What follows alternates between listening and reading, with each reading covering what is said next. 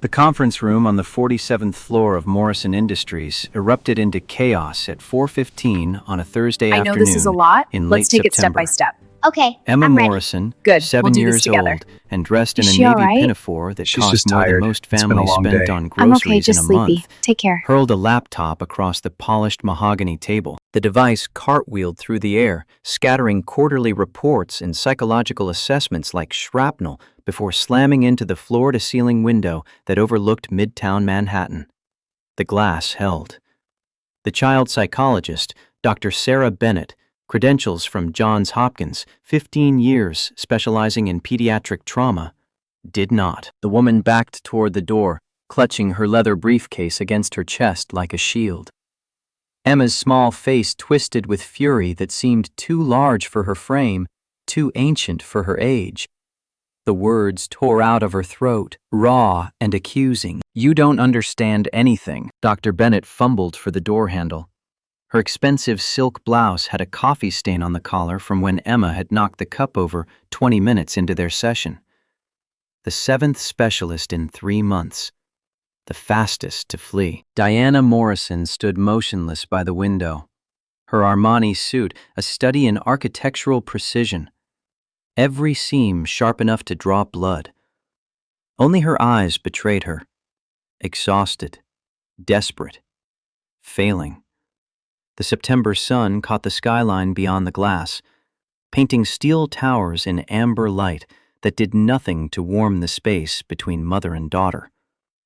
When Dr. Bennett escaped into the hallway, Diana whispered to the empty air, "Can no one handle this child?" The question hung unanswered in a room designed for billion-dollar decisions, now littered with the wreckage of one 7-year-old's grief. 3 months, 7 specialists, 0 progress. Diana's reflection in the window showed a woman who could navigate hostile takeovers and board revolts with surgical precision, yet stood paralyzed before her own daughter's pain. 43 floors below, in the janitor's break room, tucked between the loading docks and the building's mechanical heart, Michael Carter cradled his daughter against his chest. Grace, 7 years old with honey-brown hair that caught light like her mother's once had, pressed her ear against his sternum as he hummed a lullaby his late wife used to sing. The melody drifted through the ventilation system, soft and warm as candlelight against the building's steel bones. His voice carried up through ductwork and concrete, riding currents of recycled air through spaces the architects never intended for human warmth. Upstairs, in that devastated conference room, Emma Morrison's head lifted. Her tears stopped mid-track down her cheeks. For the first time in the 93 days since her father's plane went down over the Atlantic, something reached through the wall she'd built around her heart. Michael Carter's mornings began in a cramped apartment in Sunnyside, Queens, where the radiator clanged like a prisoner beating bars, and the neighbors argued through walls so thin he knew their grievances better than his own. The alarm pulled him from dreams at 5:30, dreams where Rachel still sang, and Grace still had a mother, and his hands created music instead of pushing mops across marble that cost more per square foot than he made in a month. He brewed coffee in a pot older than his daughter, the cheap grounds bitter on his tongue, and stood at the kitchen window watching the city wake. The skyline rose across the river, distant and glittering, a world apart from this 4th-floor walk-up where the stairs groaned and the electricity hummed a constant note of barely adequate. His hands, scarred from years of equipment handling, calloused from mop handles and cleaning solutions, moved with surprising gentleness as he braided Grace's hair. She chattered about her drawings, her friends, her latest obsession with monarch butterflies and their 3,000-mile migration. He listened like she was reciting poetry, because 7-year-olds who'd never known their mothers deserved fathers who heard every word. The photograph on the refrigerator caught morning light. Michael at 27, younger and unbroken, standing behind a mixing board in a studio where Grammy-nominated albums were born. Gold records framed the background. Artists whose names still topped charts leaned over his shoulder, trusting his ear to shape their sound into something platinum. That man was gone. The life he'd built, sound engineer, artist collaborator, the pulse of creation in his fingertips, had died the same day Rachel hemorrhaged on a delivery table, choosing their daughter over her own breath. Michael had held his wife's hand as the machines beeped their final symphony. When Grace was placed in his arms, still covered in vernix and possibility, still gasping her first breaths while Rachel took her last, he knew his old life was over. Now he pushed a mop cart through the marble halls of Morrison Industries, invisible to the executives who rushed past in $1,000 shoes. He didn't mind invisibility. It had advantages. He could observe without being observed, could listen to the rhythm of this strange world where money moved like water and people treated each other like chess pieces to be sacrificed for advantage. They rode the N train together, Grace's small hand in his, her backpack decorated with butterfly stickers bumping against his hip. He dropped her at PS 158 Queens, 3 blocks from the building where he worked, and watched her disappear through doors painted institutional green. Then he walked to Morrison Industries and descended to the basement where the facility's staff gathered, where men and women in matching uniforms maintained the infrastructure that kept the empire running. The other janitors nodded as he clocked in. Luis, who'd worked the building for 20 years. Patricia, who sent money home to Jamaica and kept photographs of grandchildren she saw once a year taped inside her locker. They existed in the spaces between, cleaning boardrooms after midnight, emptying trash bins full of discarded ambitions and half-eaten lunches that cost more than their hourly wage. Michael didn't judge. Judgment required energy he saved for Grace. But sometimes, late in the evening, when most staff had gone home and he mopped the executive floors alone, he heard piano music drifting down from somewhere above. Hesitant notes, repeated scales, the sound of someone learning.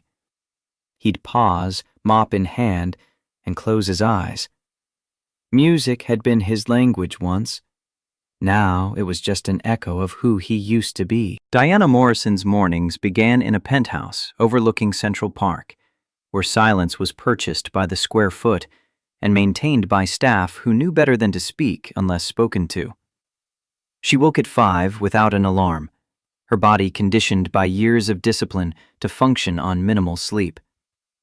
4 miles on a treadmill that cost more than most cars, her reflection multiplied in floor-to-ceiling mirrors that showed a woman who'd weaponized her own biology. Excellent bone structure from her mother's side, disciplined eating, strategic investments in skincare and dermatology. 33 years old but could pass for 26. Beautiful. Successful. Absolutely alone. The rainfall shower in her bathroom never quite washed away the exhaustion that lived beneath her skin.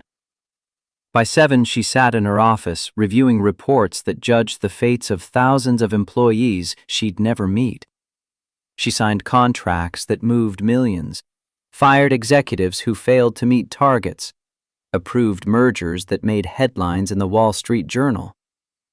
Her assistant brought meals she barely touched. Her phone buzzed with messages she answered in clipped sentences that brooked no argument. She was brilliant, ruthless, capable of building revenue by 28% in 2 years while competitors floundered, and utterly incapable of reaching the daughter who lived 3 floors above her office in a private suite designed by child psychologists who'd never met a problem they couldn't solve until they met Emma Morris. Emily had been Emma once. Bright-eyed, curious about everything. The kind of child who asked why clouds floated and whether birds dreamed. That child had vanished the morning Diana's phone rang with news that Robert's private jet had experienced catastrophic mechanical failure over the Atlantic. No survivors, no remains recovered, just wreckage scattered across cold water, and a 4-year-old girl who'd watched her mother answer that call, watched her mother's face go white as winter, watched her father leave for London, and never return. Emma had stopped speaking after the crash, stopped smiling, stopped trusting that the world was anything but a place where people you loved vanished into smoke and salt water. Diana had hired the best trauma specialists money could reach, therapists trained in Switzerland, nannies with credentials that read like doctoral dissertations, child psychologists from Johns Hopkins, Yale, the Tavistock Clinic in London.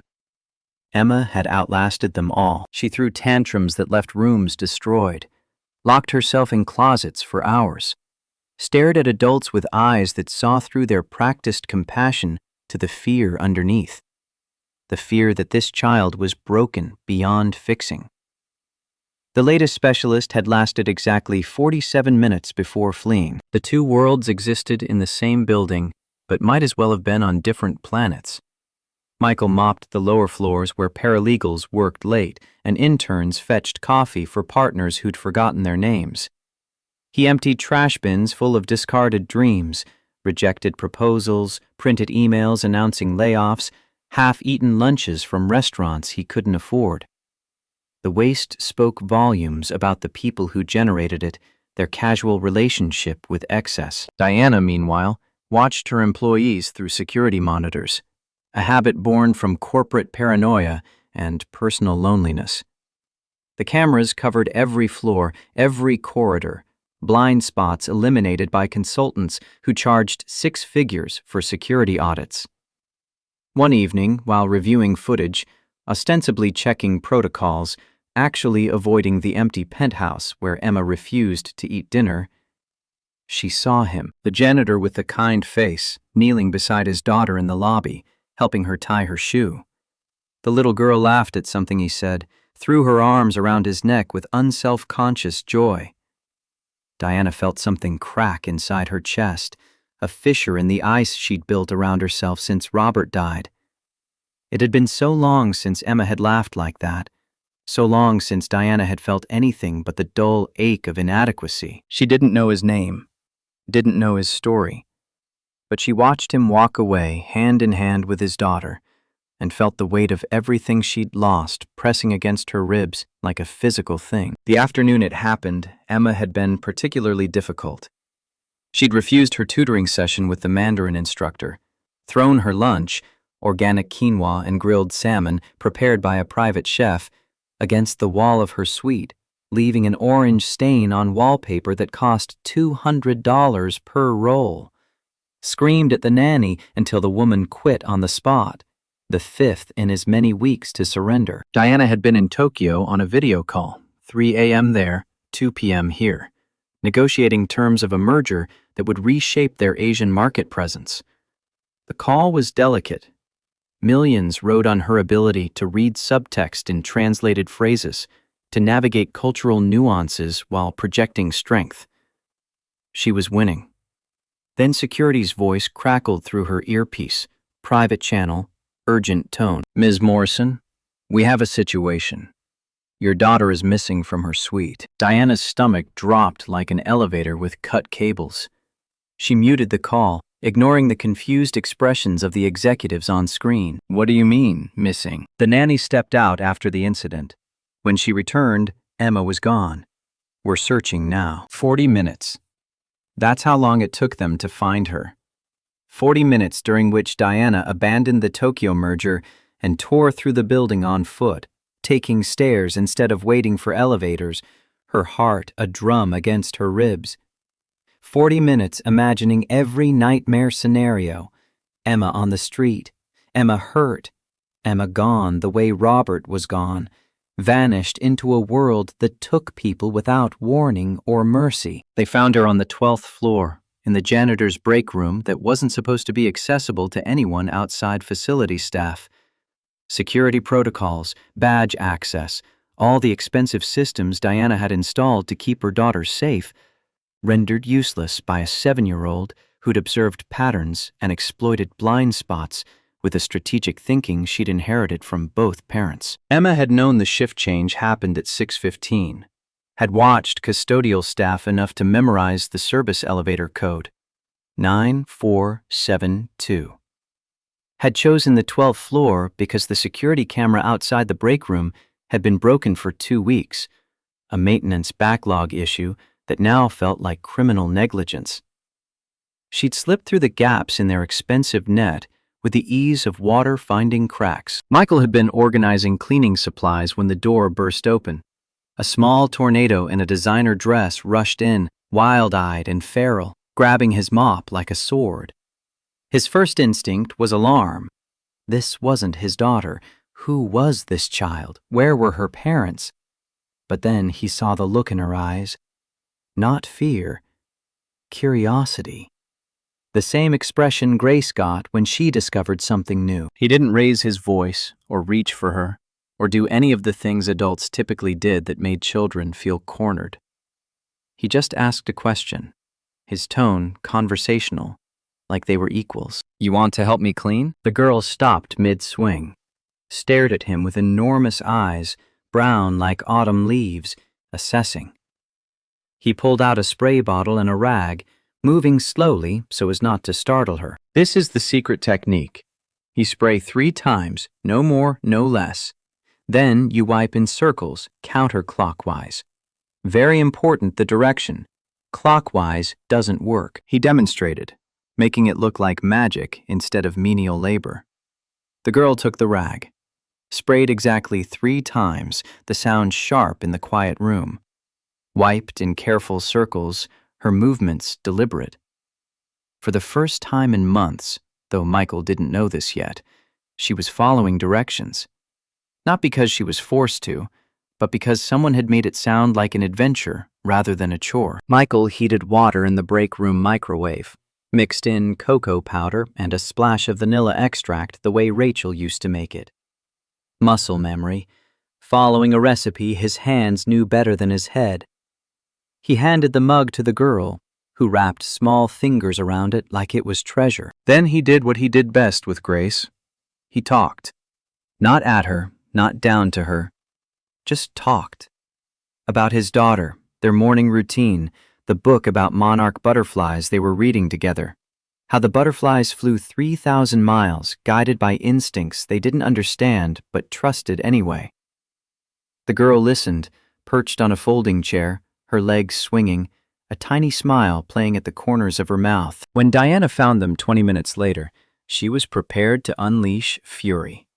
She'd run from the elevator, her heels striking the floor like gunshots, her breath short from stares and fear. But when she burst through the break room door, the words died in her throat. Emma was leaning against the janitor's shoulder, holding a mug of cocoa, telling him about the piano piece she'd been practicing. Her voice was soft but clear, her expression peaceful in a way Diana hadn't seen since before the crash. The janitor looked up, saw the CEO, and understood immediately.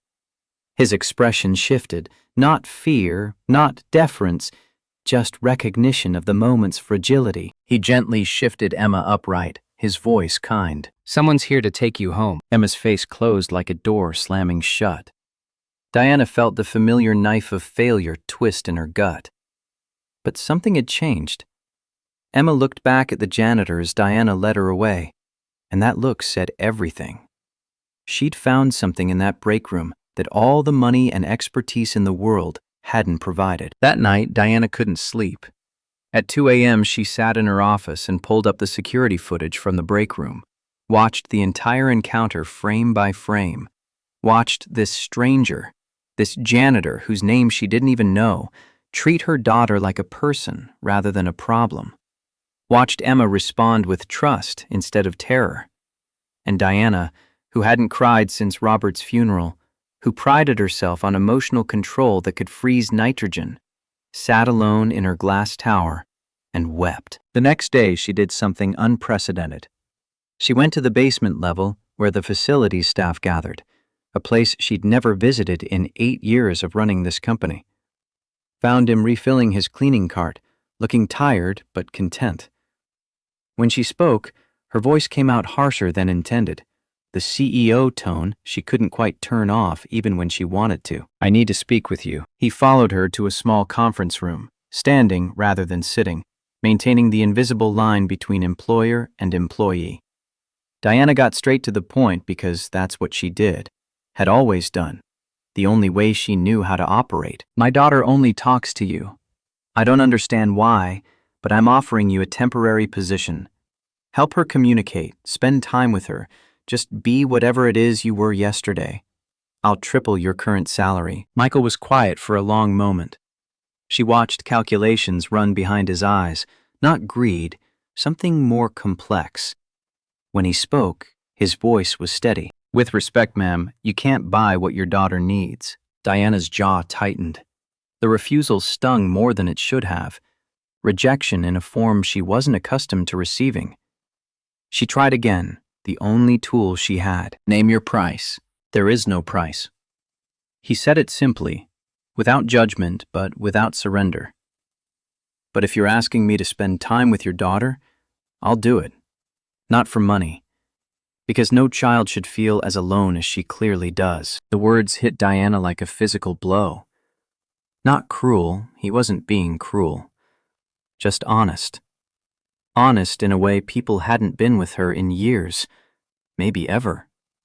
Everyone wanted something from her. Money, influence, access. This man in a janitor's uniform was refusing what she offered and offering what she couldn't buy. She tried to regain control, to put this on terms she understood. "Then I'll create a formal position, benefits, a contract." He cut her off, polite but firm. "If this is about paperwork and liability, I'm not interested.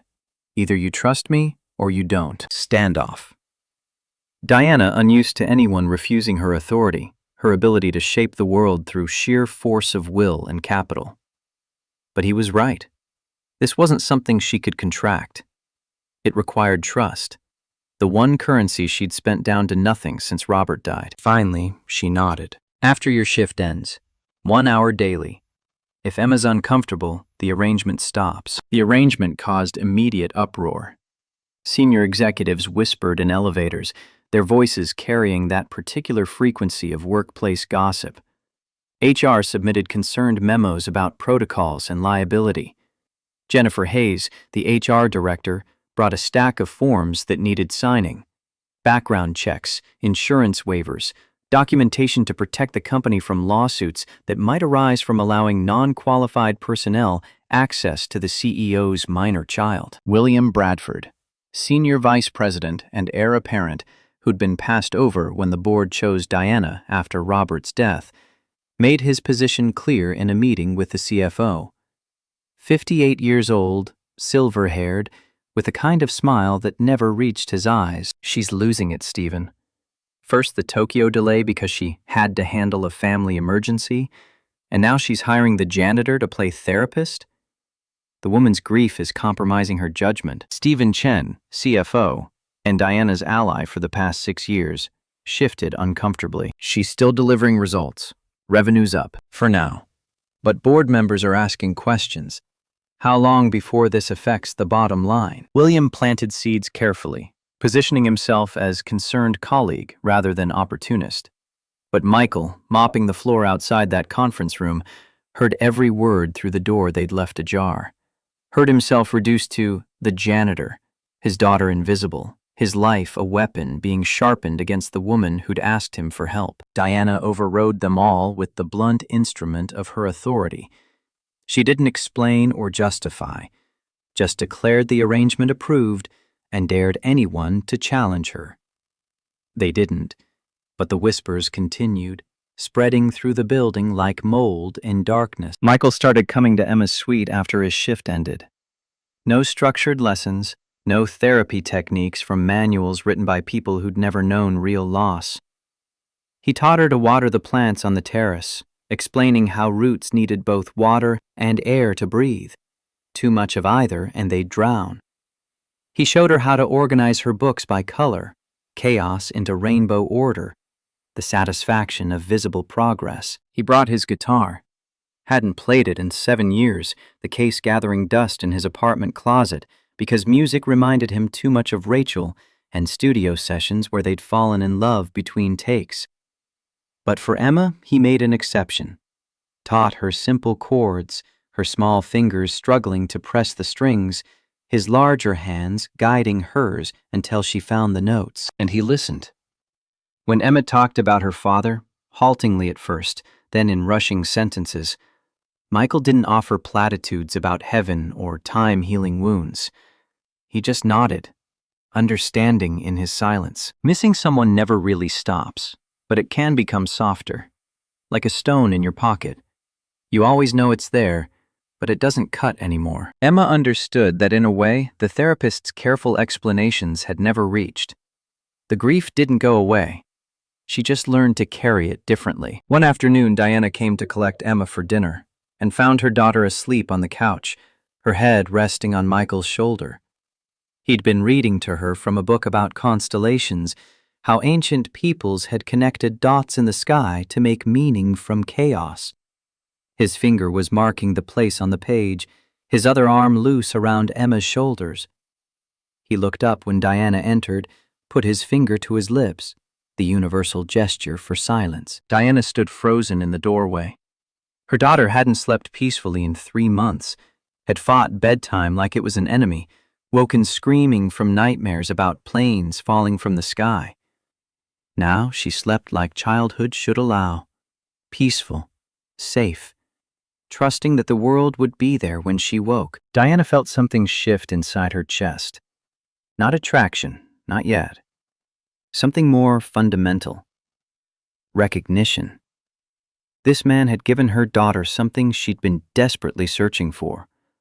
The simple gift of being understood. That evening, after Emma was in bed, Diana sat in her office and pulled up Michael's employee file. The screen glowed in the dark office, numbers and dates telling a story in fragments. High school diploma. No college. Previous employment, senior sound engineer, Meridian Sound Studios. Left 7 years ago.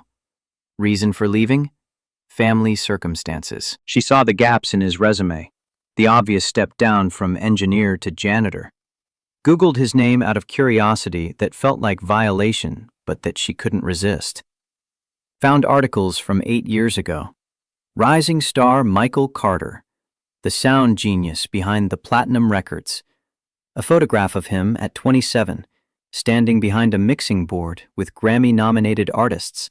Awards in the background. Interview clips where he talked about music like other men talked about God. Then nothing. A cliff edge where his career fell into silence. She pieced it together. He'd left at the height of his success, right when his wife would have been pregnant or sick. Had sacrificed everything, fame, money, the work he clearly loved, for family, for love, for responsibility. Diana compared it to her own choices. She'd built an empire, lost her daughter in the process. The contrast was painful enough to make her close the laptop and pour herself a drink she didn't finish. The whispers started small, but grew like mold in darkness. The CEO was spending too much time on the 12th floor. The janitor was always in her daughter's suite. People invented explanations that fit their understanding of the world. He must be after her money. She must be having some kind of breakdown, reaching for comfort in inappropriate places. The gossip spread through break rooms and happy hours, gaining detail and venom with each retelling. It reached the board of directors within a week. 3 of them requested an emergency meeting, men in their 60s who'd known Robert, who'd voted Diana into the CEO position because she'd proven herself more ruthless than any of them. They sat across from her in the boardroom, concern written on faces that had never shown her concern before. This looks inappropriate, Diana. Your judgment may be compromised. Diana's voice could have frozen nitrogen. My judgment built this company's revenue by 28% in 2 years. When your judgment accomplishes the same, we'll discuss appropriateness. But the pressure mounted. Shareholders called with carefully phrased concerns. PR prepared crisis management strategies for scandals that hadn't happened yet, but that they could imagine with the precision of professional pessimists. Photographers from tabloids started lurking outside the building, hoping to catch something scandalous to sell to readers hungry for stories about the wealthy falling. Michael heard about it from other employees, saw the looks he was getting from security, from colleagues who'd been friendly before and now avoided eye contact. One evening, he didn't show up to Emma's suite, or the next. By the 3rd day, Emma had stopped speaking again. the progress vanishing like it had never existed. Diana found him in the parking garage about to leave, his old Honda Civic parked in the employee section, far from the executive spaces where her Mercedes waited. She didn't care who saw, didn't care about protocols or appearances or what the board would say. She just walked up to him and spoke the truth. You're leaving because of the rumors. I'm leaving because staying hurts your reputation. And maybe your daughter deserves better than a father figure who causes her mother problems. Diana stepped closer. The parking garage smelled like oil and exhaust, fluorescent lights humming overhead, the sounds of the city muffled by concrete. You did what dozens of trained professionals couldn't do. You reached my daughter. Don't you dare walk away because some bitter people can't understand that. Her voice cracked on the last word. Michael looked at her and saw past the designer clothes and the authority to the desperate mother underneath, the woman who'd built walls so high she trapped herself inside them. Please, she needs you. The last two words cost her everything. Diana Morrison, who'd built an empire on never showing weakness, was begging a janitor not to leave. Michael studied her face for a long moment, then nodded. Okay, I'll stay. The night the storm hit, Emma was already on edge. The weather forecast had predicted severe thunderstorms, high winds, possible flooding. Everyone who worked with Emma knew what that meant. Her father's plane had gone down in a storm. Every crack of thunder was a trigger. Every flash of lightning a traumatic reminder. Diana canceled her evening meetings and stayed in the penthouse with Emma, watching her daughter curl into herself as the sky darkened. The first thunderclap sent Emma into a full panic attack, her small body rigid with terror, hands clawing at her own arms like she could tear the fear out through skin. Diana tried to hold her, but Emma fought like a trapped animal, screaming, "The plane is falling! Daddy, the plane!" The on-call psychiatrist was 30 minutes away in traffic. Diana tried techniques the therapists had taught. Count to 10, breathe deeply, ground yourself in the present. But nothing worked. Emma couldn't hear her, couldn't see her, was lost in a memory of the moment her world ended, reliving it with the vividness of trauma that never faded. Then Michael appeared in the doorway, soaked from rain, still in his work clothes. He'd been leaving when the storm started, had known what it would do to Emma and run back.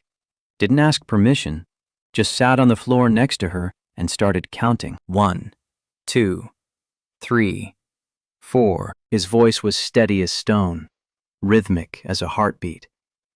Emma's eyes found his through her panic, desperate for an anchor. Breathe in for 4 counts, Emma. Listen to my voice. 1, 2, 3, 4. He matched his breathing to the counts, exaggerating the inhales and exhales so she could see his chest rise and fall. Slowly, impossibly, Emma's breathing began to match his rhythm. He started humming the lullaby from that first day, Rachel's song, the melody carrying them both through the storm. Diana knelt beside them, tears streaming down her face, and placed her hand over Emma's. The three of them stayed there on the floor as the storm raged outside. Michael's voice steady as a lighthouse, Emma's panic gradually subsiding, Diana's walls finally crumbling. When Emma finally fell asleep, exhausted and hollowed out, Michael carried her to bed. Diana followed, watching him tuck her daughter in with practiced gentleness born from 7 years of solo parenting. In the doorway of Emma's room, Diana whispered, "How did you know to do that?" "My wife used to have panic attacks during the difficult pregnancy. I learned." He paused, choosing words carefully. "Fear is just energy with nowhere to go. You have to give it a path." Diana looked at him, really looked at him for the first time. Not as an employee, not as a convenient solution to her problem, but as a person who understood pain and chose kindness anyway. The conversation happened late that night, after Emma was deeply asleep and the storm had passed, leaving the city washed clean and glittering. Diana poured 2 glasses of whiskey, Expensive stuff she usually saved for closing deals and handed one to Michael. They sat in her office, the city spread below them like scattered diamonds. Two people who'd become accidental allies. My husband was on a business trip to London. Private jet. They said it was mechanical failure. Diana stared into her glass, the amber liquid catching lamplight. I've read the reports 100 times trying to find someone to blame. There was no one. Just bad luck and worse weather. She took a long sip, the whiskey burning down her throat. Robert was the dreamer. I was the operator. He'd have these wild ideas about charity initiatives and sustainable investing, and I'd figure out how to make them profitable. We were a good team. Her voice dropped. And then one morning, I got a call. Suddenly, I was alone with a 4-year-old who watched her father leave and never saw him come back. Emma used to be so bright, curious about everything. After the crash, it was like someone turned off a light inside her, and I didn't know how to turn it back on. She met Michael's eyes across the space between them. I'm good at business, at strategy, at making hard decisions, but I couldn't save my own daughter from her grief. Michael was quiet for a long time. When he spoke, his voice carried the weight of old pain that had been worn smooth by years. My wife was a singer, Rachel. She had this voice that could make you cry, even when she was singing about grocery lists. We met at a studio session. I was mixing her demo. She sang a song she'd written about hope, and I fell in love right there behind the soundboard. He smiled at the memory, something genuine breaking through the exhaustion. When she got pregnant, we were terrified and thrilled, but her blood pressure kept spiking. The doctors said bed rest, said it would be fine. The smile faded. It wasn't fine. She hemorrhaged during delivery. They had to choose, her or the baby. She made the choice before they could ask me. Left a note with the nurse. Save our daughter. Her name is Grace. Tell her I'm in every song she'll ever hear. His hands tightened around the glass. For the first year, I was just surviving. Bottles and diapers and this screaming infant who needed so much. I had nothing left to give. I hated the world, hated Rachel for leaving me, hated myself for being angry at her. He looked up, meeting Diana's eye. But Grace kept growing, kept changing. One day she smiled at me, really smiled. And I understood. Rachel's last gift wasn't just our daughter. It was the choice to keep loving even when it hurts. Diana's tears fell openly now. Salt tracks down carefully made-up cheeks. I don't know how to do that. I shut down after Robert died. Threw myself into work because numbers don't leave you. Markets don't crash in planes. I thought I was protecting Emma by being strong, but I was just hiding. You're not hiding anymore. Michael's voice was gentle. You're here. You asked for help. That's not weakness. That's love. The words hung between them, profound in their simplicity. Diana realized she hadn't talked about Robert. Really talked, not the sanitized version she gave journalists, since the funeral. This janitor with kind eyes and calloused hands had given her something she didn't know she needed. Permission to be human again. The silence stretched, comfortable and uncomfortable at once. Outside, the city glittered. Inside, two people sat with their grief between them like a third presence, acknowledged and bearable because shared. Michael stood first, setting down his empty glass. It's late. Grace is with a neighbor. I should go. Diana stood too, the moment ending, but something having shifted between them that neither could name yet. Thank you. For tonight. For Emma. For this. At the door, Michael turned back. Diana, Ms. Morrison, I mean. He fumbled, having used her first name accidentally, the intimacy of the conversation making formal address feel wrong. Diana is fine. When we're like this. He nodded and left quickly, both of them aware that something had begun that they didn't have words for yet. Diana stood alone in her office, touching the window where his reflection had been moments before. Whispered to the glass, "What am I doing?" Across the city, Michael sat in a cab with his head in his hands, thinking the same thing. But the next morning, William Bradford reviewed the security logs and noted that Michael Carter had arrived at the executive level at 7:50 p.m. and left at 11:30. Made a note in a file he was building. Smiled slowly to himself. Interesting. 2 months dissolved into a pattern that felt inevitable, like water finding its level. Michael arrived at the penthouse at 5:30 each evening, Emma waiting by the window watching for him. Grace visited twice weekly, the girls inseparable within minutes, building elaborate games that spanned days. Diana found herself extending business dinners to get home earlier, declining invitations that would keep her away past 8 when Michael typically left. The transformation in Emma was undeniable. Full sentences became paragraphs. Laughter returned, tentative at first, then genuine. Piano practice shifted from obligation to joy. But Diana noticed other changes too. The way she watched Michael's hands demonstrate guitar chords, how her breath caught when he smiled, the hyper-awareness of his presence that had nothing to do with gratitude. Michael still worked his janitor shift, 6 a.m. to 3 p.m., arriving at the penthouse exhausted, but never showing it to Emma. Diana had offered 3 times to create a formal position with benefits, eliminate the pretense of him mopping floors he was overqualified to clean. Each time, he refused. "I'm not going to be a kept man. I work for my living." The pride in his voice was steel wrapped in velvet, immovable. Diana recognized it because she carried the same pride, just expressed differently. They were both people who'd built identities on not needing rescue. The office gossip had intensified from whispers to open speculation. Michael's car appeared in the security logs every evening. People noticed the CEO leaving earlier, smiling more, the Ice Queen thawing in ways that made longtime employees exchange significant glances. Jennifer from HR submitted another memo about documentation and proper procedures.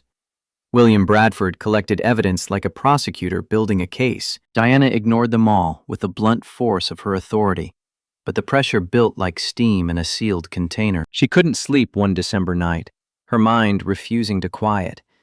At 2 a.m., she opened her laptop and typed Michael's name into Google, telling herself it was due diligence, knowing it was something else. The search results hit her like cold water. YouTube video from 8 years ago. Michael at a Grammy Awards after-party, standing with artists whose albums went platinum. Articles from industry magazines. The sound genius behind the hits. Interview clips where young Michael talked about music with the passion other people reserved for religion. His hands moved as he spoke, shaping sound in the air, explaining how he captured the space between notes where emotion lived. She found their engagement announcement. Michael Carter and Rachel Chen, her face luminous with joy. Wedding photos on a blog that hadn't been updated in 7 years. Intimate ceremony, both in jeans, guitar and microphone as centerpieces. The last professional mention. Meridian Sound Studios parts ways with Michael Carter. No explanation. Just silence where a career had been. Diana pieced together what the gaps meant. He'd walked away from Grammy nominations and 6-figure contracts right when Rachel would have gotten sick. Sacrificed everything at the moment most people were reaching their peak.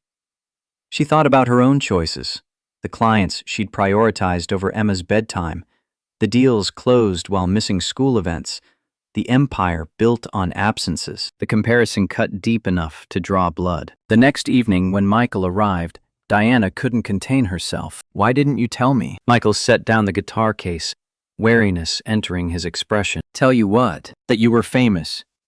That you gave up a Grammy-level career." His face went carefully blank. The kind of blank that meant fury held under tight control. "How did you investigate me?" "I Googled you. Public information." "No."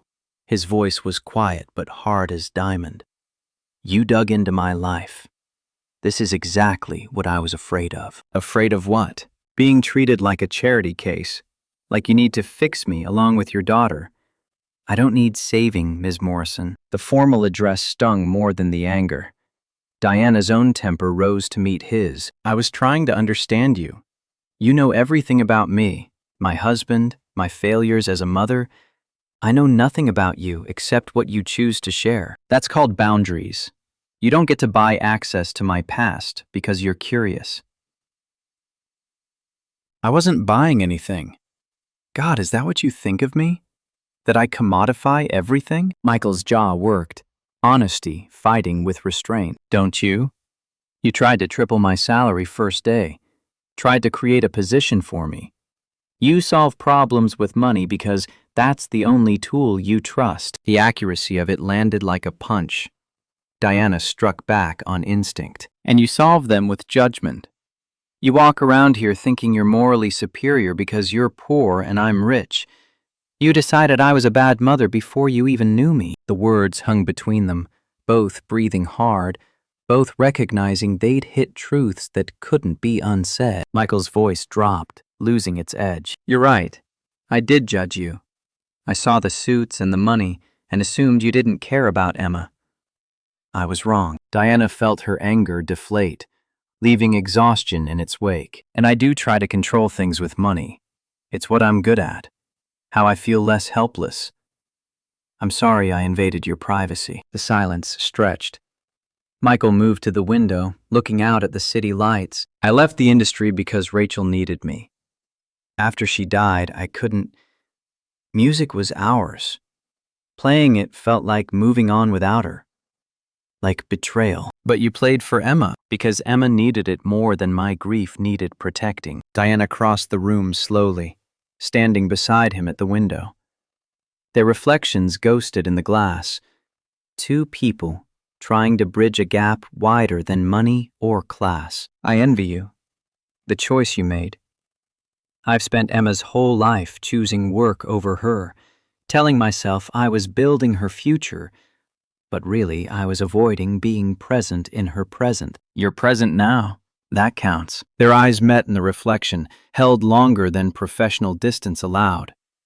Both looked away simultaneously, the moment too charged to sustain. I should check on the girls. Michael left the room quickly, and Diana stood alone, wondering when concern had become something more complicated, more dangerous. Week 14 brought the Christmas shopping trip. Emma insisted both Diana and Michael come to FAO Schwartz to help choose Grace's gift. The first time the three of them ventured into public together beyond the building's controlled environment. The toy store glittered with seasonal excess, children's voices echoing off high ceilings. Emma pulled them both through aisles, chattering about what Grace might like. Michael and Diana followed, maintaining careful distance that felt more obvious than touching would have. At the stuffed animal section, Emma pointed to a plush monarch butterfly. Michael and Diana reached for it simultaneously, their hands colliding, fingers overlapping for 3 seconds too long. The sales clerk smiled at them. Your daughter has wonderful taste. Neither corrected the assumption. In the silence after, the lie of omission felt heavier than truth. Diana bought the toy despite Michael's protest, watching his pride war with practicality. Outside, over hot chocolate at a cafe while the girls sat at another table giggling, Michael's frustration surfaced. I'm not comfortable with this. You buying things, us pretending to be... He stopped, unable to finish the sentence. Pretending to be what? A family, or something. Diana's chest tightened around words she couldn't say. Would it be so terrible if we were? Michael looked at her with something raw and unguarded in his expression. Yes, because I'm a janitor and you're a billionaire, and when this ends, Emma and Grace lose each other. I won't let Grace be hurt because I couldn't keep perspective. What makes you so sure it would end? Because fairy tales aren't real, Diana. The use of her first name softened the cynicism, made it sound like regret instead of dismissal. Week 15 brought Ashley Morgan, the new executive assistant. 28, efficient, beautiful in the way that made heads turn.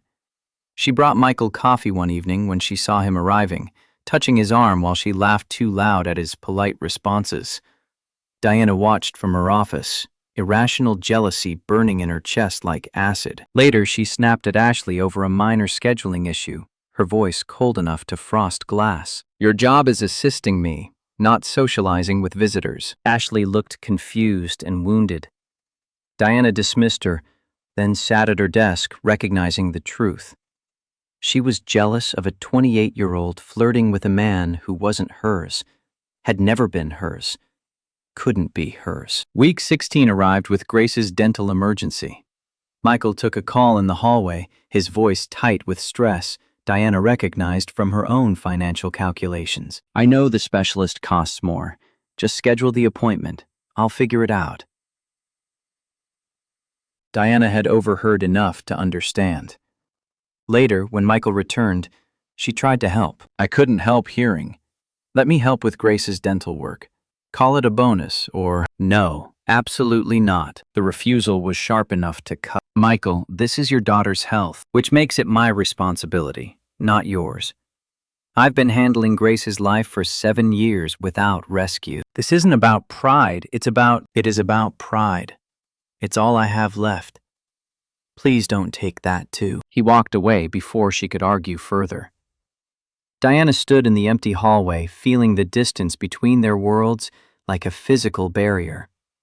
Later, she donated anonymously to a charity providing pediatric dental care, ensured Grace qualified for their program. When Michael told her days later that Grace's treatment was covered, Diana smiled and said nothing, a small kindness she could offer without wounding his pride. The New Year's Eve Gala was Morrison Industries' annual tradition, started by Robert to raise funds for arts education in public schools. Diana attended because it was expected, wearing a silver gown that cost more than Michael made in 6 months. Emma begged to perform, had been practicing a piano piece for weeks.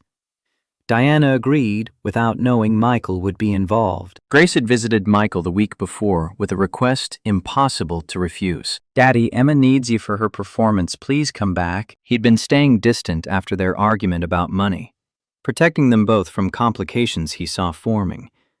But Grace's earnestness broke through his defenses. "Your mom, Diana, she's been through enough because of me. But you love her, and she loves you.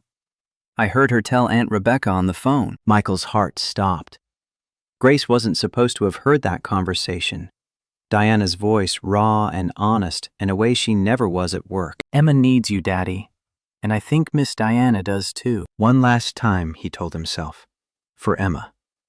Then he'd step back if that's what Diana needed. The concert hall at Lincoln Center glittered with Manhattan's elite, the same people who'd whispered about scandal while writing checks for charity.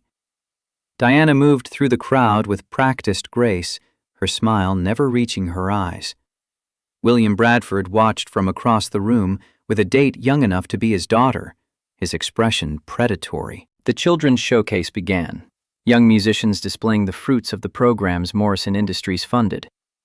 Diana was preparing to leave when the announcement came. Next, Emma Morrison, age 7, performing an original composition. Diana's head snapped up. Emma hadn't told her she was performing, hadn't mentioned original composition. Her daughter walked to the piano, terrified but determined, and spoke into the microphone. "This is called Where Love Still Lives. My friend's daddy taught me. It was his wife's favorite song." Diana's breath caught. Rachel's song. The one Michael had hummed that first day in the break room. Emma's fingers touched the keys, the melody simple and haunting, clearly the work of someone who'd written from grief, transformed into hope. She made mistakes, hesitated, fear visible in the set of her small shoulders. Then guitar joined from backstage, the chords supporting and strengthening. Michael walked out with the instrument Rachel had loved, offering Emma what he'd offered Diana: presence without demands, support without control. The audience gasped, recognizing the scandal-made flesh, but Michael's eyes found only Emma. Under his steady presence, she grew confident, found her rhythm. The music swelled with a beauty that transcended technique, the raw honesty of a child processing loss through art. Diana's tears fell unchecked as Michael shared the most precious piece of his grief to help her daughter heal. When the last note faded, silence held for one perfect moment before applause erupted. Diana was already moving, walking down the aisle toward the stage while society watched. She didn't care about protocol or appearances or what the board would say tomorrow. Emma ran to her arms. Michael stood with his guitar, expression unguarded for the first time, showing everything he'd held back. "Don't go." The microphone caught her words, broadcast them to the entire room. Michael's jaw tightened. "Diana, don't leave us. I don't care what people think. I don't care about the company or my reputation or any of it. You taught me how to be human again. Emma needs you." Her voice broke on the admission of her own need, the words she couldn't quite say in front of hundreds of witnesses. Michael set down the guitar, crossed to her, aware of every eye watching, every phone recording. "Are you sure? Once this moment is public, there's no taking it back. The scandal gets worse. The pressure increases." Diana cut him off. "I'm resigning. In 6 months. Already decided. I'm starting Robert's Foundation. Real this time. For kids who lost parents. Life's too short to spend in boardrooms when I could be making real difference." Michael stared at her. This woman who'd just thrown away everything she'd built, and felt his own walls crumbling. "I choose this. I choose us. If you'll have me." But Michael pulled back physically, putting space between them even as something in his chest cracked open. "Now I leave, before this gets worse. Emma needs a stable mother more than she needs me complicating your life." He walked off the stage, leaving Diana alone as midnight approached and the year turned over. She stood frozen, the applause dying, aware she'd just declared herself publicly and been rejected in front of everyone who mattered. Emma clung to her legs. Grace ran from backstage to join them, 2 little girls trying to hold together what adults were breaking. Diana lifted her daughter, feeling the weight of her choice, and left through the side exit while cameras flashed and William Bradford smiled like a man who'd just won a war he'd been fighting in shadows. Michael didn't come to the penthouse the next evening, or the one after. He texted Diana a message that felt like goodbye wrapped in kindness. "Need time. Still here for Emma if she needs me, but stepping back from daily visits." Emma asked for him every day, her confusion bleeding into regression. Not as severe as before Michael, but the light had dimmed. Diana respected his space while dying inside, knowing she'd pushed too hard, too fast, too publicly. 10 days later, the photograph appeared. A tabloid had captured them at the gala. Michael and Diana on the dance floor, faces inches apart, his hand at her waist, her eyes closed like a woman in prayer. The caption dripped innuendo. "Grieving widow finds comfort in building janitor's arms." The story was fabrication built on fragments of truth.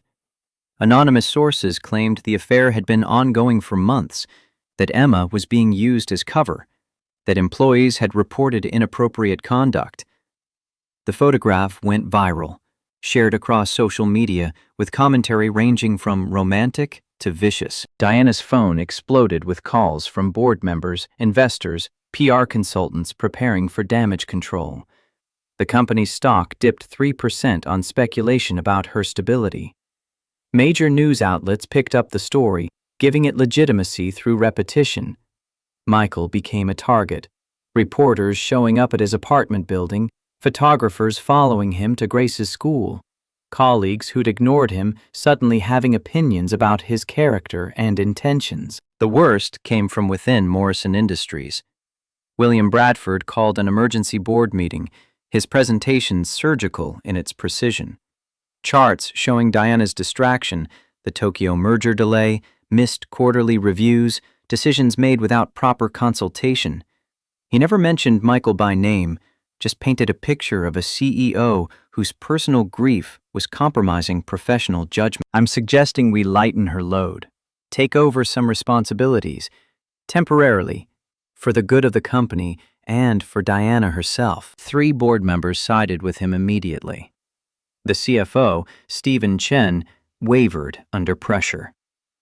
The vote was scheduled for the following week. Michael made his decision in a parking lot in Queens, sitting in his car after dropping Grace at his sister Rebecca's farm upstate.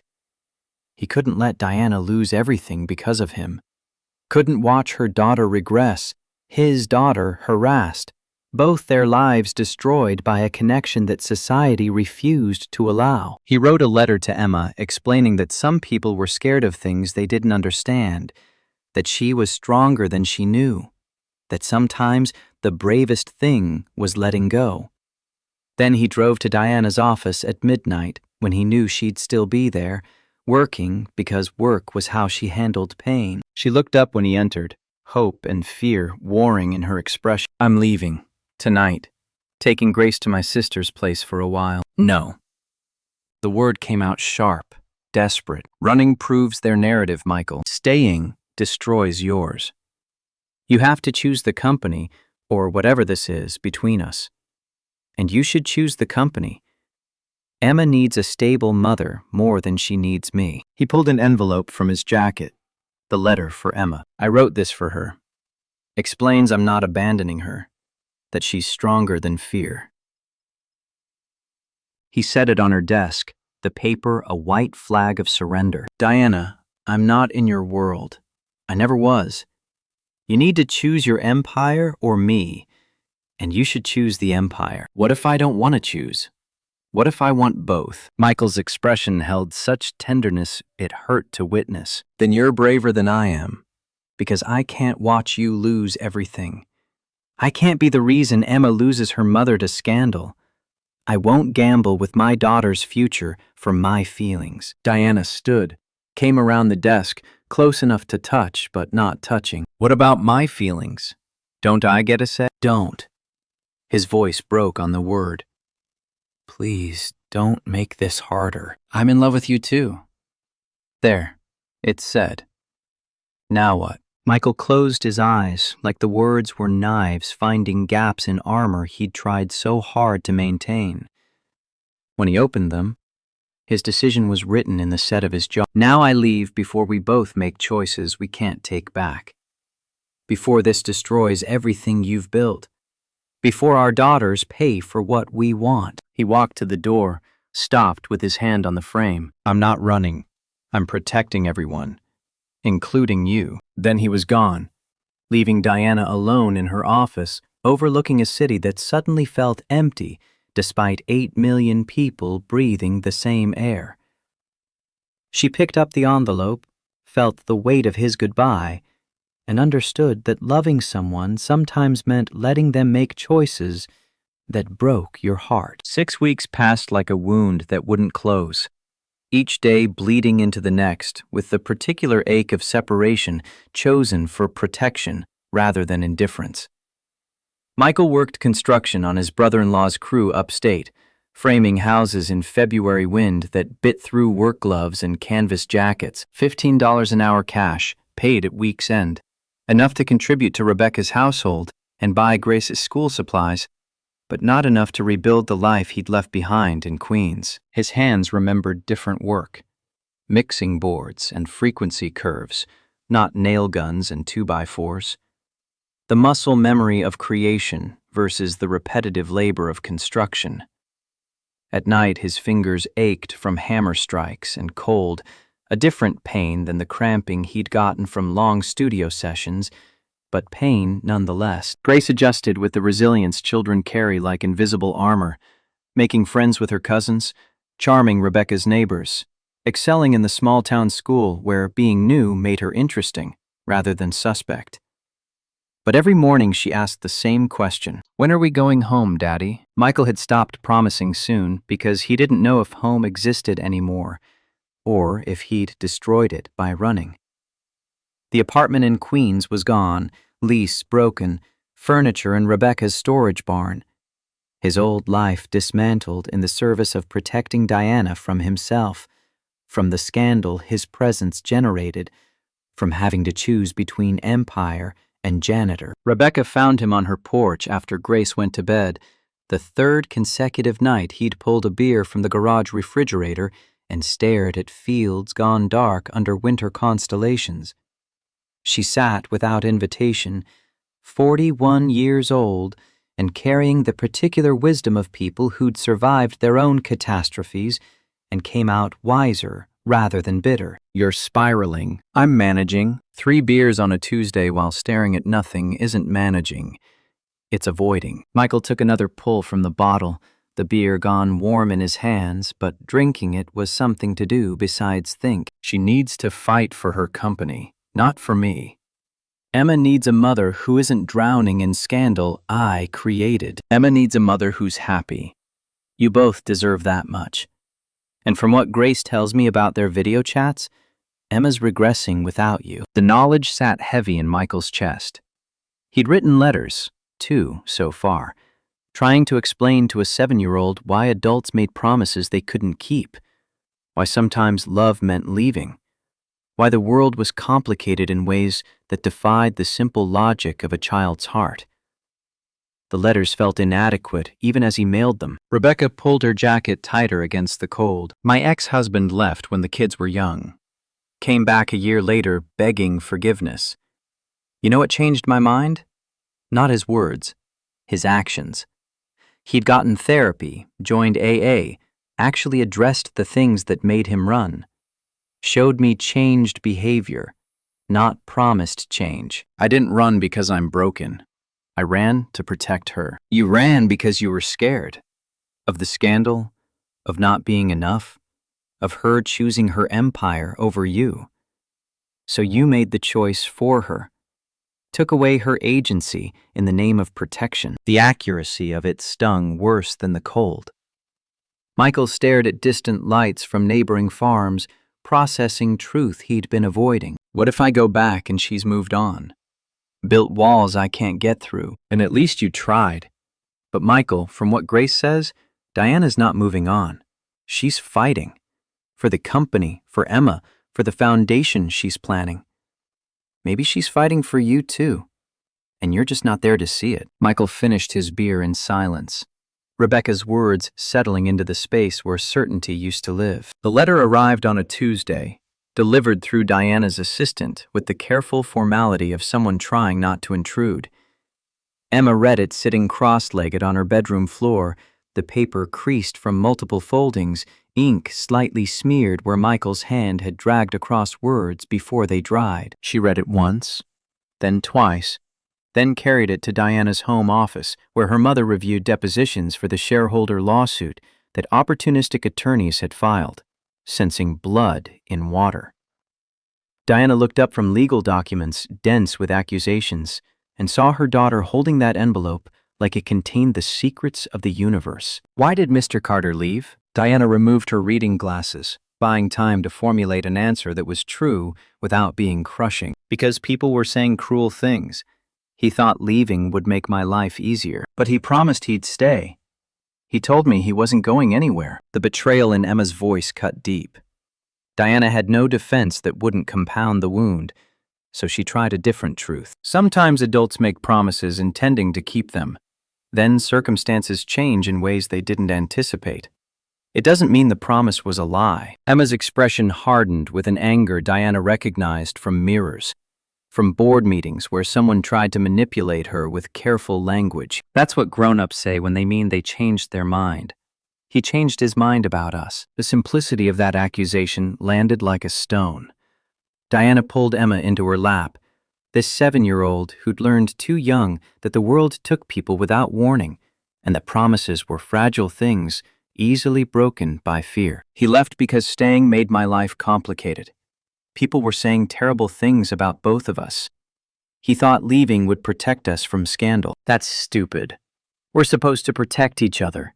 That's what families do. Out of the mouths of children came the wisdom adults spent years forgetting through compromise and calculation.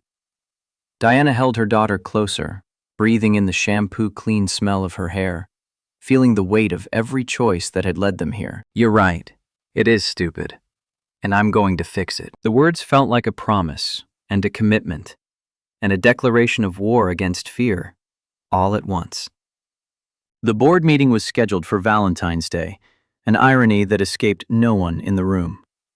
7 members arranged themselves around the mahogany table that had witnessed countless decisions affecting billions in capital and thousands of lives. William Bradford had spent 6 weeks building his coalition, 5 votes secured through a combination of genuine concern and calculated opportunism. Diana arrived 15 minutes early, wearing her sharpest navy suit, Armani, $8,000, armor for a battle where appearance mattered as much as substance. She'd spent the previous night rehearsing not the defense her lawyers prepared, but something rawer, more honest, the kind of truth that couldn't be rehearsed. William presented first, his slides professionally designed by consultants who charged 5 figures for PowerPoint decks.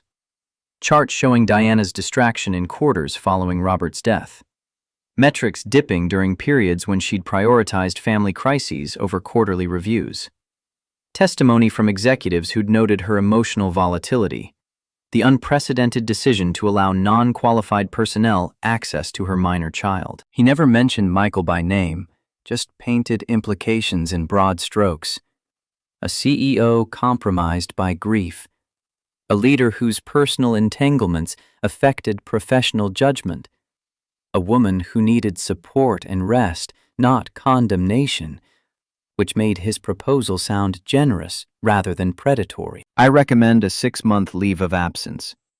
Diana retains her board position, her equity, her voice in major decisions. I serve as interim CEO. We stabilize the company while allowing our colleague to heal from trauma that would break anyone. 3 heads nodded immediately. Board members who'd never fully accepted a woman in the CEO role, who'd voted for her after Robert's death because the alternative was outside hiring, but had always viewed her tenure as temporary. Stephen Chen, the CFO and Diana's ally for 6 years, shifted uncomfortably but said nothing. His silence was its own betrayal. Diana's turn came with her career balanced on the edge of a decision already half made. She stood without notes, abandoning the prepared defense her attorneys had crafted over billable hours, speaking instead from the place Michael had taught her to access. I've led this company through my husband's death, a pandemic that shut down global markets, 2 corrections that wiped out competitors. Revenues up 28% under my tenure, customer retention 94%, highest in our sector. Employee satisfaction at record levels despite industry-wide turnover. She met each board member's eyes in turn, holding their gaze until they looked away. William presents metrics showing distraction. I present metrics showing results. You want to remove me not because I've failed this company, but because of whom I spent time with. Not performance failures, not fiduciary breaches. Personal judgment about my private relationships. Her voice dropped into the register she used when negotiations reached their final stage. If this board votes based on my personal life rather than professional merit, you're not protecting the company. You're protecting outdated ideas about class and propriety that have nothing to do with our bottom line or shareholder value. William interjected smoothly, his tone conciliatory, but his words sharp. No one questions your past performance, Diana. We question your current capacity, given ongoing personal stress that's become public scandal. The tabloid coverage, the social media commentary, the shareholder lawsuit, these aren't theoretical concerns. They're affecting our stock price and client relationships. The Texas investment firm that dropped us did so because the lead partner is William's golf buddy and saw an opportunity to curry favor. The stock dip recovered within a week. The lawsuit is frivolous ambulance chasing that our attorneys will dismiss on summary judgment. Diana pulled out her phone, projected her screen onto the boardroom display without asking permission. Emails from clients expressing support. Internal surveys showing employee morale unchanged. Contracts signed in the past month totaling $120 million in new revenue. I've continued performing at the highest level while managing personal challenges. That's not weakness. That's exactly the resilience this company needs in leadership. The vote proceeded with parliamentary efficiency, designed to disguise brutality. 4-3. Diana retained her position by a margin thin as razor wire.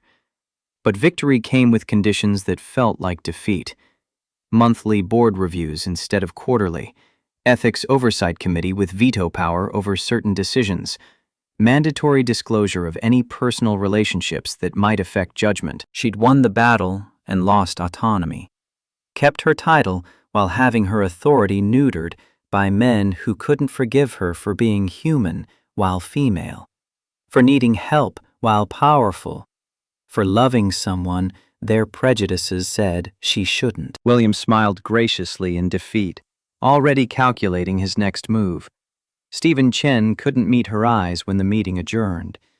Diana returned to her office and closed the door, leaning against it in the silence of her glass tower, and understood that winning this fight meant losing something more important than a corporate title. She sat at her desk and opened a new document, typed 8 words. Letter of resignation, Diana Morrison, Chief Executive Officer. Stared at them for 10 minutes while Manhattan glittered below, indifferent to one woman's crisis of priority and purpose. Then she started writing. The resignation would be effective in 6 months, enough time to transition leadership and protect the company she'd built from the chaos of sudden departure. Not William. The board would hire from outside, someone without the baggage of internal politics and failed coups. But not her either. Not anymore. She spent the next 2 weeks researching foundations for grieving children, programs that helped kids process trauma through art and music and community. Robert had dreamed of this before the Atlantic took him, had talked late at night about using their wealth for something more meaningful than quarterly earnings. Diana would build it in his memory and Rachel's, for Emma and Grace and all the children who'd learned too young that love didn't guarantee permanence. The decision felt like shedding skin she'd outgrown, painful in the way growth always was, liberating in ways she hadn't anticipated. She told no one yet, not the board, not her attorneys, not even Emma. Just researched and planned, and felt something like hope beginning to displace the emptiness that had lived in her chest since Robert died. The Children's Arts Gala invitation arrived with the weight of obligation and the ghost of better times. Annual event, Lincoln Center, raising funds for public school music programs. Diana had hosted for 8 years, first alongside Robert, then alone after the crash. Declining would generate questions and speculation. Attending meant facing society's judgment in person rather than through tabloid filters. She almost didn't go. Then Emma mentioned wanting to perform, having registered 3 weeks prior through the program director, forging Diana's signature on the permission form with the practiced hand of a child who'd learned to navigate adult systems through necessity. You registered to perform? When were you planning to tell me? I'm telling you now. Grace and I wrote a song. We want to share it. The partnership between the girls had survived Michael's departure through video chats and determination. Grace upstate and Emma in Manhattan, but refusing to let geography sever what they'd built. Diana should have been monitoring those calls more closely, should have known they were planning something. But grief and board fights and lawsuit depositions had consumed attention she used to reserve for her daughter. What's the song about? About finding family when you're not looking. About love being stronger than rules people make up about who belongs with who.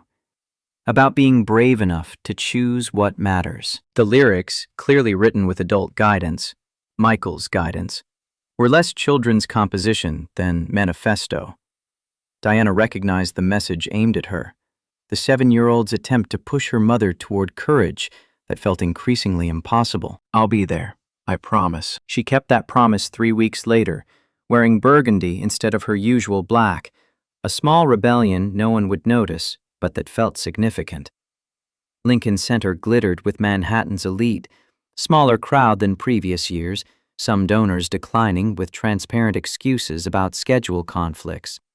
The price of scandal measured in empty seats and withdrawn checks. William Bradford attended with a date young enough to make Diana wonder if he'd learned nothing from observing her destruction, or perhaps had learned exactly the wrong lessons. He watched her with the particular satisfaction of someone who'd won without having to fire the final shot, content to let scandal do his work, while maintaining plausible deniability. The children's showcase began with a violin prodigy from the Bronx, followed by a jazz ensemble from Harlem, who played with the unselfconscious joy that money couldn't teach. Diana prepared to leave after fulfilling her hosting obligations, her presence documented by photographers who'd capture her attendance without scandal for the first time in months. Then the program director approached, concern creasing her professionally pleasant expression. "Ms. Morrison, your daughter is our closing performer. I assumed you knew?" Diana's heart kicked against her ribs like something caged, trying to escape. "Emma's performing tonight? She registered weeks ago, listed you as guardian approval." Before Diana could process the implications, the announcement came through speakers designed to fill every corner of the concert hall. "Our final performer, Emma Morrison, age 7, presenting an original composition." Diana's daughter walked onto the stage wearing the navy dress from that first terrible therapy session, altered now to fit her growing frame, transformed from symbol of struggle to declaration of progress. Emma sat at the piano, hands trembling slightly, and spoke into the microphone with a voice that carried despite its softness. "This is called Where Love Still Lives. My friend's daddy taught me. It was his wife's favorite song. She died giving birth so my friend could be born. The song is about how sometimes people leave, but the love doesn't. It just finds new places to live, new people to hold it." Diana's vision blurred. Emma's fingers found the keys. The melody Michael had hummed that first day in the janitor's break room transformed through months of practice and a child's interpretation into something that carried both heartbreak and hope. She played with small mistakes and hesitations, the imperfection making it more honest than any polished performance could achieve. Then guitar joined from the wings, chords wrapping around Emma's melody like arms around a frightened child. Michael walked onto the stage carrying the instrument Rachel had loved, dressed in slacks and a button-down shirt that weren't quite right for Lincoln Center, but were clearly the best he owned. His eyes found Emma first, steadying her with his presence, then drifted to Diana in the third row. Everything he'd held back showed in that glance. Loneliness and love and fear that had driven him away, and courage that brought him back. Emma's playing grew stronger with his support, finding confidence she'd lacked alone. The music swelled beyond technical proficiency into raw, emotional honesty that commanded attention through vulnerability rather than polish. Then Emma sang, her voice high and clear over piano and guitar. Words she must have written with Michael's help because they carried his philosophy, transformed through a child's hope. When the sky turns dark and the world feels cold, there's a light that stays, a hand to hold. In the space between the notes we play, love still lives, it finds a way. Through the grief and through the years, through the silence and the tears, what we build is what remains. Love still lives beyond the pain. The song built to a crescendo that shouldn't have worked structurally, but succeeded emotionally, then resolved into gentle resolution that felt like peace after storm. The last note faded into silence that held for 3 perfect seconds, the audience collectively holding breath, before applause erupted with the particular intensity of genuine emotion rather than polite obligation. Diana was already moving, abandoning her seat and walking down the aisle while society watched and camera phones recorded. She didn't care about protocol or appearances or what William Bradford would say to board members tomorrow. Emma saw her coming, finished her bow, and ran into Diana's arms with the force of a child who'd been holding too much inside for too long. Michael stood stage left with his guitar, expression completely unguarded for the first time since that night in Diana's office when he'd chosen protection over presence. His face showed everything now, the weeks of missing them, the fear that he'd stayed away too long, the hope that maybe courage wasn't too late. Diana spoke before thinking, before fear could reclaim control. The words catching the microphone Emma had left on, and broadcasting to every corner of the concert hall. Don't go. Not again. Michael's throat worked, swallowing words that wouldn't come. Diana shifted Emma to her hip and walked toward him, closing the distance between them with steps that felt like crossing continents. Don't leave us again. I don't care what people think. I don't care about the company or the board or any of it. Her voice carried to the balconies, to the cameras, to William Bradford, whose expression shifted from satisfaction to concern as he recognized the narrative escaping his control. You taught me that showing up matters more than status, that presence is worth more than any empire. Emma needs you. I need you.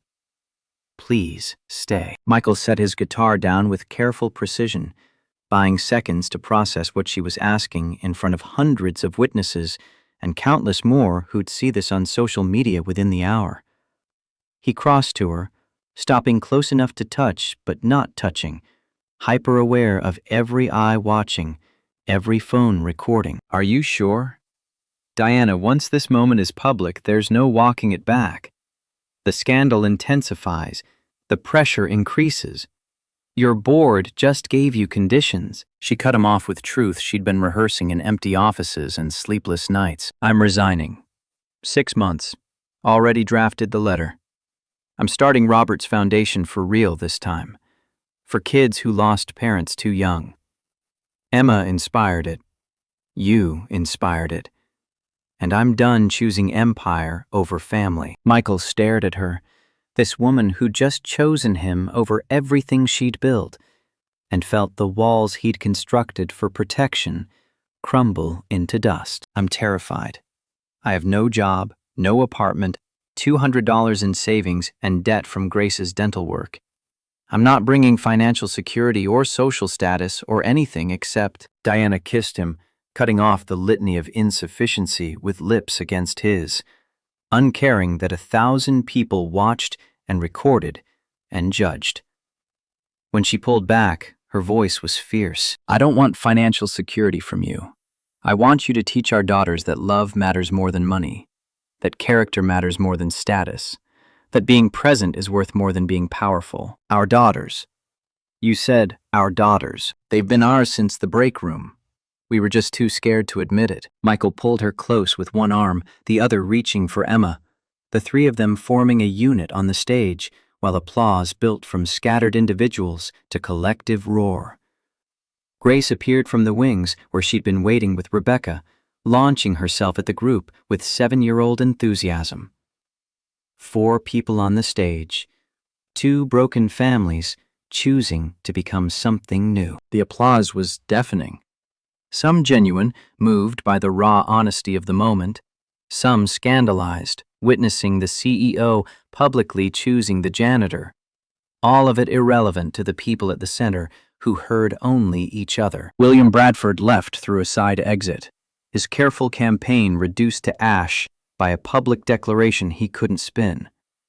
3 board members who'd supported Diana smiled with genuine warmth, recognizing courage where others saw scandal. The moment crystallized into permanence through cameras and social media, but the people living it noticed only each other and the choice they'd just made in full view of the world. Backstage, away from microphones and witnesses, Michael found his voice again. I meant what I said. I'm not bringing anything practical. Rebecca's letting us stay with her until I find work, but I don't know how long that'll take after being blacklisted. Grace needs stability. I can't promise. Diana placed her fingers against his lips, stopping the spiral. We figure it out together. That's what partners do. You handle daughters and music and teaching me how to be human. I handle logistics and foundation building and unlearning corporate thinking. We combine what we're each good at. What if I'm not good enough? What if the girls need more than I can give? They need you to show up. Everything else is secondary. Grace's voice carried from the green room where Rebecca was supervising. Daddy, Emma wants to show me something. Can we go to the roof garden? Michael looked at Diana, asking permission he didn't quite need, but wanted because they were building something new that required different rules than the ones they'd lived by before. Go. I need to make a few calls anyway. Let the board know about my resignation before they see it on social media. You're really doing this? leaving the company. I already left in every way that matters. The resignation just makes it official. They stood close in the narrow backstage corridor, the sounds of the gala continuing beyond the walls, their daughters' voices echoing from somewhere above. Michael traced the line of Diana's jaw with one calloused finger, the gesture both tender and claiming. I love you. In case the public declaration didn't make it clear. It was fairly obvious, but hearing it never gets old. He kissed her again, softer this time. A promise rather than proclamation. Then went to find their daughters, while Diana pulled out her phone and composed the text that would change everything. 6 months passed like water finding its level, each day settling into patterns that felt inevitable once chosen, but it seemed impossible from the other side of fear. The foundation consumed Diana's transition period from Morrison Industries, the work of building something from vision into functioning reality more challenging than managing an established empire. She'd underestimated everything. The complexity of nonprofit regulations and grant applications, the difficulty of hiring staff who believed in mission over salary, the skepticism from donors who wondered if this was a vanity project from a failed CEO or genuine commitment. The first 3 months brought more rejection than success, more doubt than confidence, more nights when Diana questioned whether walking away from corporate power had been courage or foolishness. Michael worked construction through spring while interviewing for positions he was overqualified for, but that no one would hire him for because scandal clung like smoke. The blacklist was real and comprehensive, industry whispers spreading faster than corrections. He contributed what he could financially, his pride chafing against Diana's practical insistence that they pool resources, that marriage meant sharing burdens, not tracking who owed what. They married in April at City Hall, paperwork and promises witnessed by Grace and Emma and Rebecca, who cried happy tears. No registry, no reception, just dinner at a Brooklyn restaurant where the pasta was homemade and the staff didn't care about social position or tabloid history.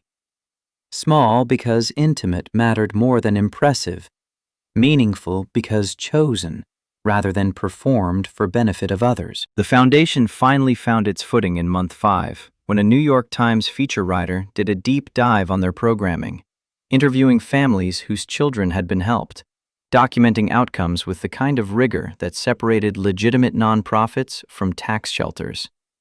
The article ran front page of the Metro section, accompanied by photographs of Michael teaching guitar to a boy who'd lost his mother, and Diana meeting with school administrators about program expansion. Funding followed credibility. Grants from established foundations who valued evidence over reputation.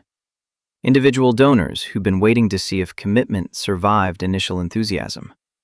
By month 6, they employed 12 people and served 80 children across 2 boroughs, small measured against New York's needs, but significant to the families they touched. The official opening came on an August morning that smelled like late summer and possibility.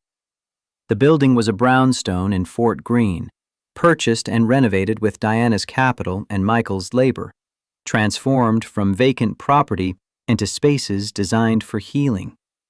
Art therapy rooms with north-facing light, music studio equipped with recording technology Michael had specified down to cable length and acoustic treatment. Counseling offices staffed by therapists who'd survived their own losses and understood that grief was a country with no map. Diana arrived at 7 because old habits died hard, wearing jeans and a foundation t-shirt instead of Armani, her hair pulled back in a ponytail, makeup minimal. She looked younger than her corporate photos, less polished, infinitely more real.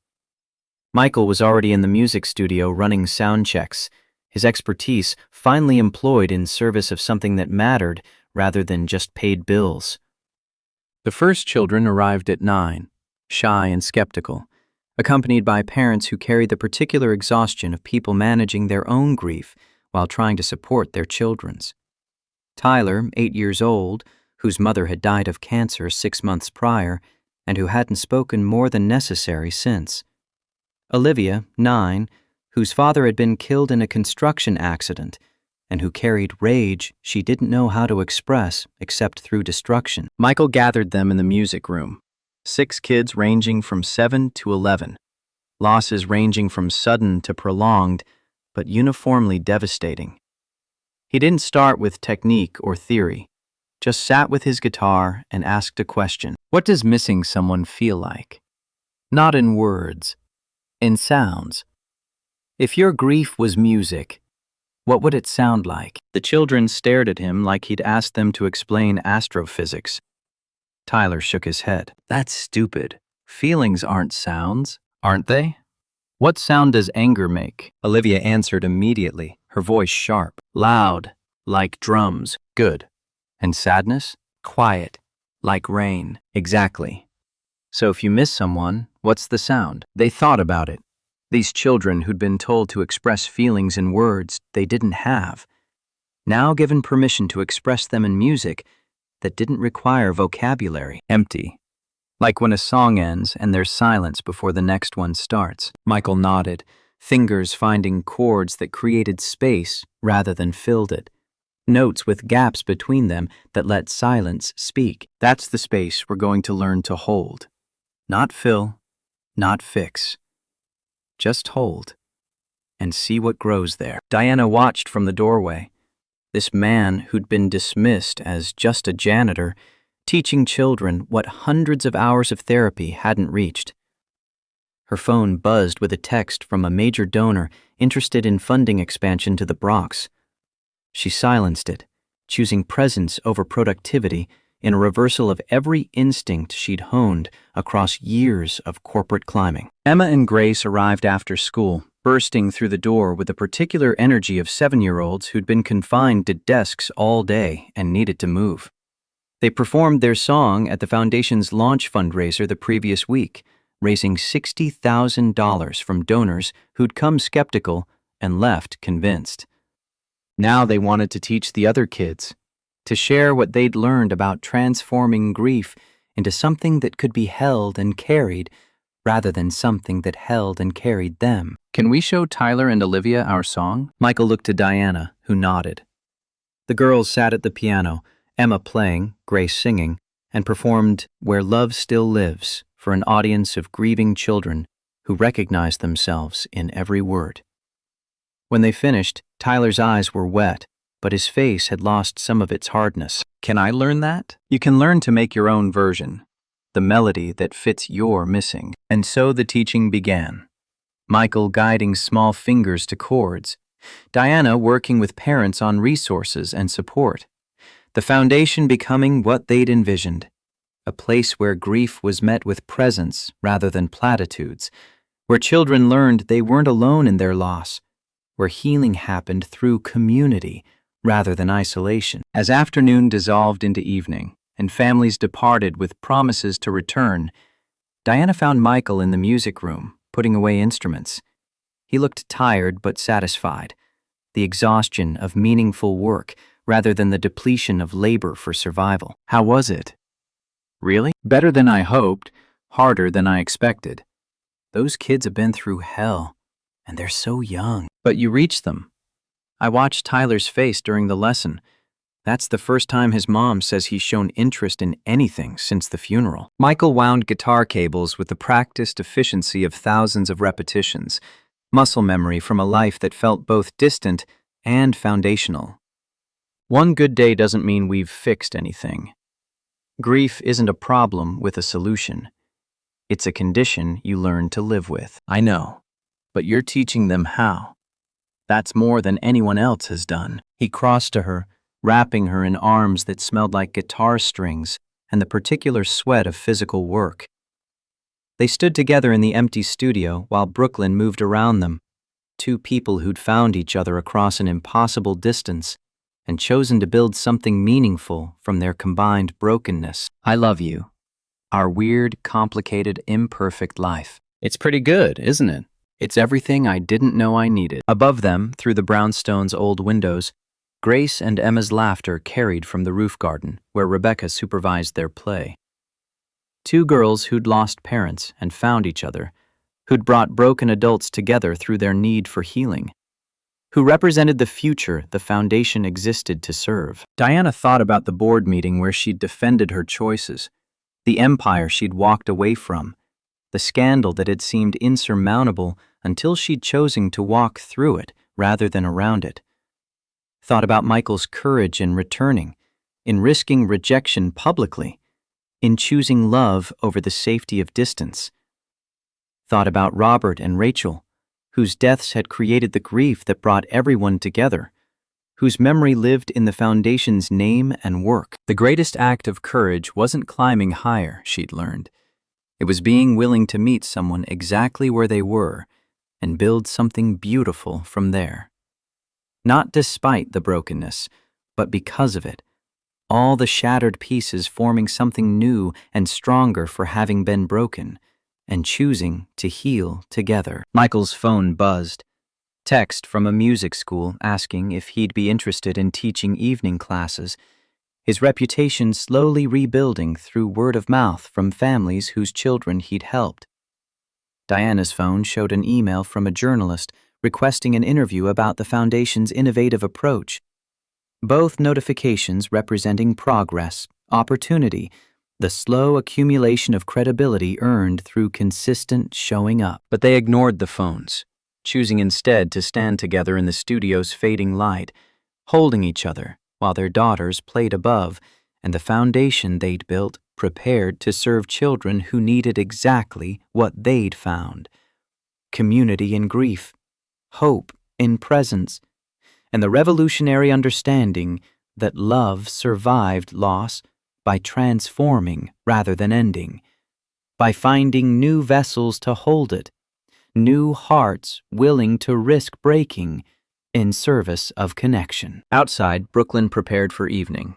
Inside, family built from fragments prepared for tomorrow. And somewhere in the space between what was lost and what was found, love still lived, finding its way forward, one choice, one day, one child at a time.